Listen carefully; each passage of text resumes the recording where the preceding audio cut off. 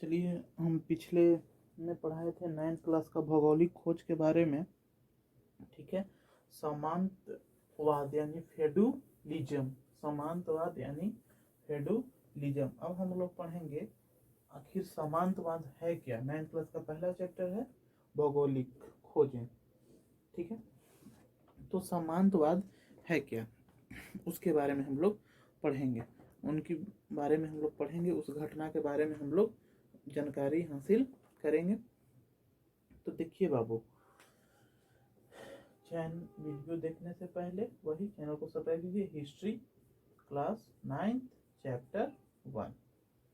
बात करते हैं समांतवाद। तो समांतवाद का इंग्लिश मीनिंग जो होता है वह होता है फेडुलिज्म।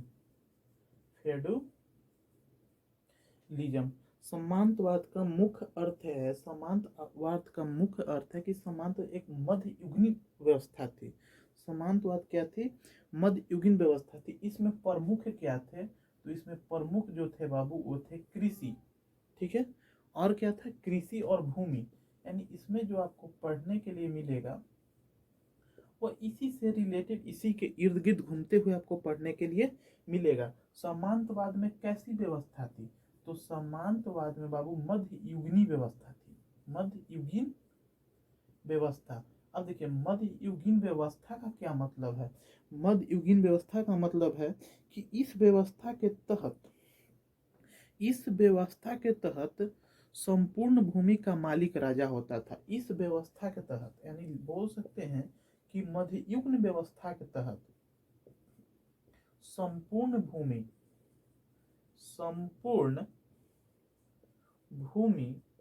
का मालिक जो होता था, मालिक राजा होता था। यानी इस व्यवस्था में पूरे जो जमीन उमीन वगैरह थे वह सभी किसके होते थे? राजा के होते थे। ठीक है, देखिए यह व्यवस्था तो कृषि में अपनाई गई। यह व्यवस्था कहाँ कहाँ अपनाई गई? तो कृषि में अपनाई गई। साथ ही साथ, ठीक है, यह व्यवस्था राजनीति में भी अपनाई गई। यह व्यवस्था कहाँ अपनाई गई? राजनीति में भी अपनाई गई। ठीक है,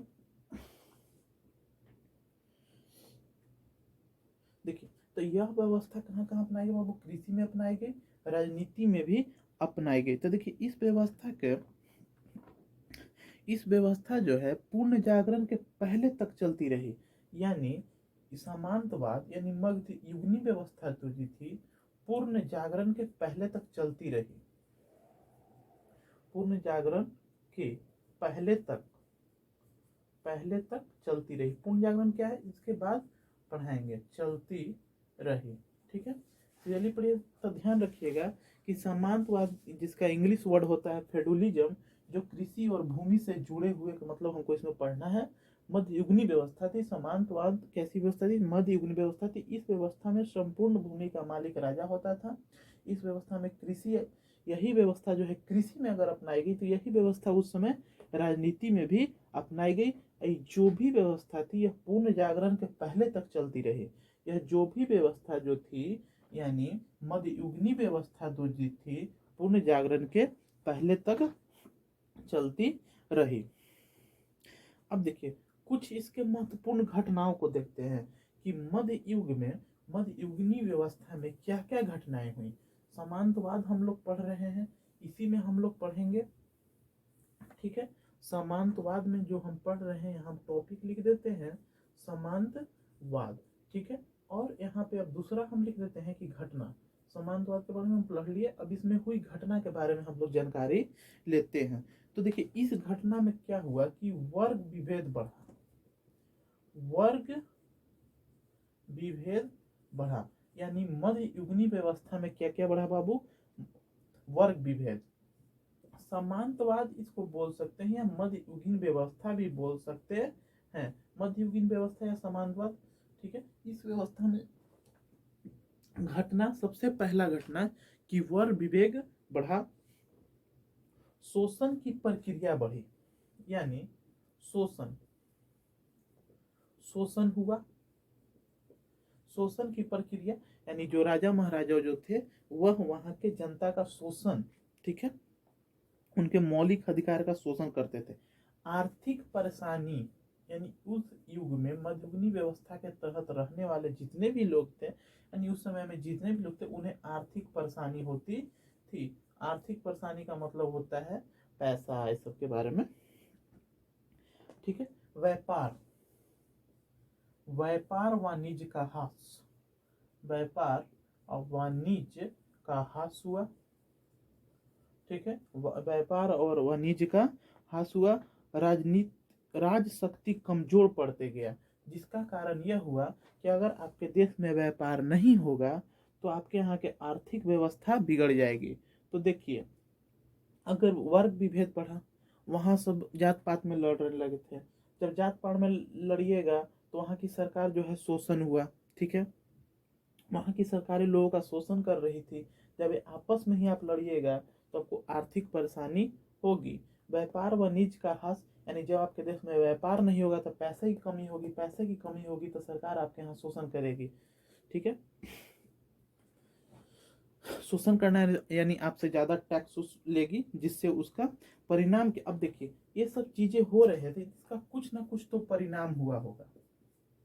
यानी कोई भी काम करते हैं उसका कुछ ना कुछ तो रिजल्ट निकलता ही है। परिणाम हुआ कि प्रगतिशील विचारों को बर्बाद कर दिया तथा अंधकार युग को, यहीं से जो है इस व्यवस्था में प्रगतिशील की ओर बढ़ रहा था। यहाँ से इतने होने के बाद यहाँ से प्रगतिशील व्यवस्था बर्बाद हो गई, प्रगतिशील व्यवस्था खत्म, समाप्त हुई, ठीक है। प्रगतिशील व्यवस्था समाप्त हुई, यहीं से अंधकार युग का जन्म हुआ। और इसके बाद ही अंधकार युग जो हम पढ़ रहे थे, अंधकार युग के बारे में, यहीं से अंधकार युग का जन्म हुआ, यहीं से अंधकार युग का जन्म हुआ। मुख्य रूप से यही आपको इसमें बात है। अब देखिए अंधकार युग, तो अंधकार युग में एक फेमस चीज है, इतना चीज याद रखिएगा कि सामंतवाद के मध्ययुगीन व्यवस्था में अगर पूछेगा कि उस समय के घटनाक्रम को लिखें तो लिखिए कि मध्ययुगीन व्यवस्था के तहत लोगों का वर्ग विभेद बढ़ गया, उन लोगों का शोषण किया गया, उस समय के लोग आर्थिक परेशानी थे, व्यापार वाणिज्य का ह्रास हुआ और तथा प्रगतिशील व्यवस्था समाप्त हो गई। एक है वहां पे रोमन कैथोलिक चर्च, ये नाम कैसे पड़ा, ठीक है, रोमन कैथोलिक चर्च ये नाम कैसे पड़ा उसके बारे में हम लोग देखेंगे। रोमन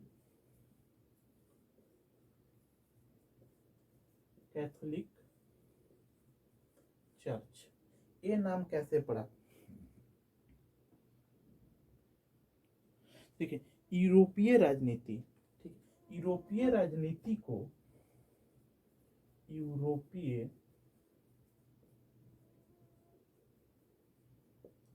राजनीति और धर्म को ईसाई धर्म और ईसाई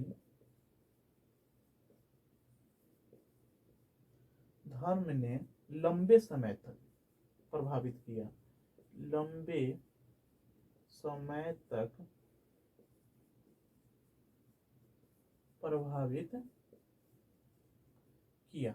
यूरोपीय राजनीति और धर्म को ईसाई धर्म ने लंबे समय तक प्रभावित किया। लगभग 2000 वर्ष पहले रोम के सम्राट, यानी लगभग कितने वर्ष पहले, तो लगभग 2000 वर्ष, 2000 वर्ष पहले रोम के सम्राट, सम्राट कहाँ के थे, रोम के सम्राट थे, रोम के सम्राट जिनका जो नाम था बाबू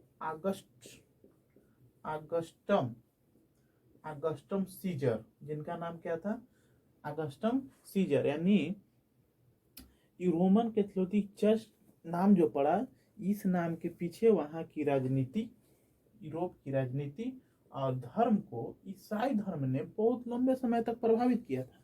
और लगभग 2000 वर्ष पहले रोम के सम्राट अगस्टस सीजर, ठीक है, अगस्टस सीजर के शासनकाल, वहां इनका शासनकाल था, उस शासनकाल में जूडिया के बेथलहेम बेतलहेम नामक नगर में जेसस क्रिस्ट ने नए धर्म का उपदेश दिया।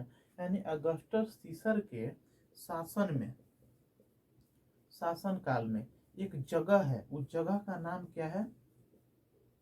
उस जगह का नाम है बेतलहेम। बेतलहेम नामक एक जगह है, नामक नगर। जेसस क्रिस्ट ने एक नए धर्म का उपदेश दिया। कैसे? बौद्ध धर्म का दिए थे गौतम बुद्ध, नए धर्म का उपदेश दिया। यही धर्म बाद में जो है ईसाई धर्म बना। यही धर्म जो है बाद में ईसाई धर्म बना। यानी 2000 वर्ष पहले रोम के सम्राट के शासन काल था, ठीक है, रोम के शासन काल था। उस जगह जो था बेतलहेम नामक नगर था, जहाँ पे जीसस क्रिस्ट ने एक नए धर्म का उपदेश दिया था। यही धर्म ईसाई धर्म कहलाया। यही धर्म ईसाई धर्म कहलाया। अब देखिए, ठीक है, इसको लिख लीजिएगा थोड़ा सा। देखिए, रोमन कैथोलिक चर्च के नाम पढ़ने के पहले वहाँ की रोम की राजनीति और धर्म को ईसाई धर्म ने प्रभावित किया। 2000 वर्ष पहले रोम के सम्राट जो थे अगस्टस सीजर थे, उनके शासनकाल में बेथलहेम नामक जगह पर जीसस क्राइस्ट ने ईसाई धर्म का उपदेश दिया, और यही धर्म आगे चल के ईसाई धर्म बन गया। यही धर्म आगे चल के ईसाई धर्म बन गया। यही रोमन कैथोलिक चर्च का मुख्य कारण बना। ठीक है, अब देखिए 324 ईस्वी, डेट याद रखिएगा, 324 ईस्वी रोमन सम्राट। 324 ईस्वी में कौन सम्राट? रोमन सम्राट, जिनका नाम जो था बाबू, वो नाम था कॉन्स्टेंटाइन। कॉन्स्टेंटाइन ईसाई धर्म को, यानी जो धर्म जो है बाबू, जो धर्म जो है अगस्टस सीजर के शासन काल में दिया गया ईसाई धर्म, उसी धर्म को इन्होंने क्या किया?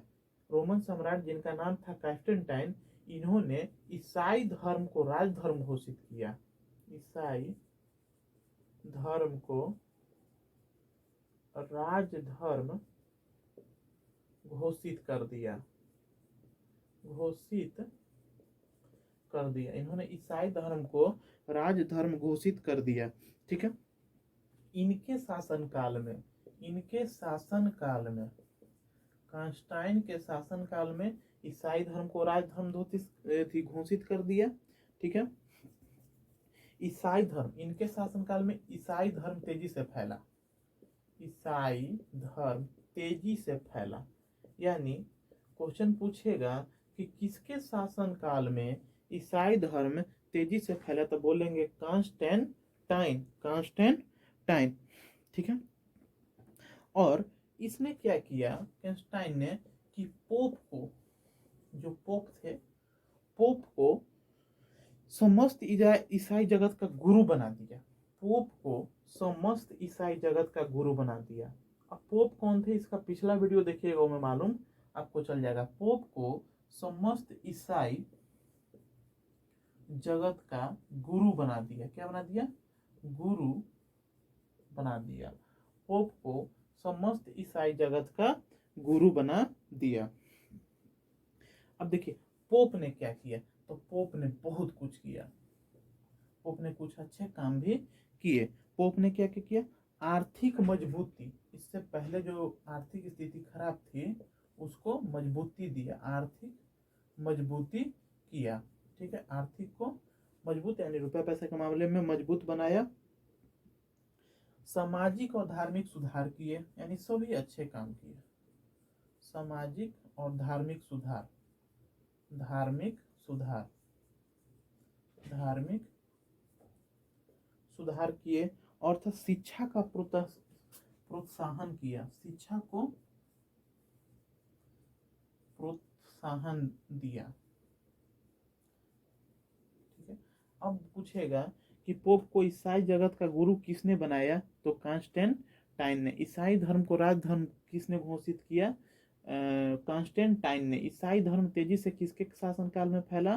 कॉन्स्टेंटाइन के। पोप ने क्या किया, तो आर्थिक मजबूती कॉन्स्टेंटाइन के शासनकाल में किसने की, तो पोप ने। सामाजिक और धार्मिक सुधार किसने की कॉन्स्टेंटाइन के शासनकाल में, तो पोप ने। शिक्षा प्रोत्साहन किसने दिया, पोप ने।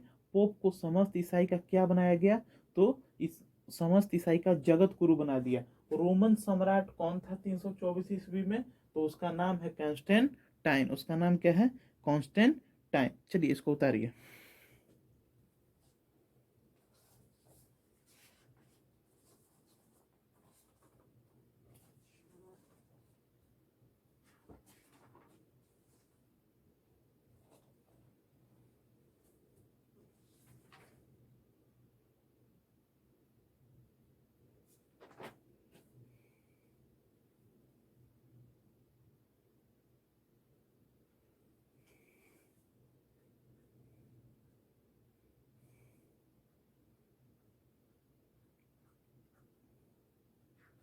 चलिए अब उतार लिए होंगे। आज के लिए बस इसमें इतना ही।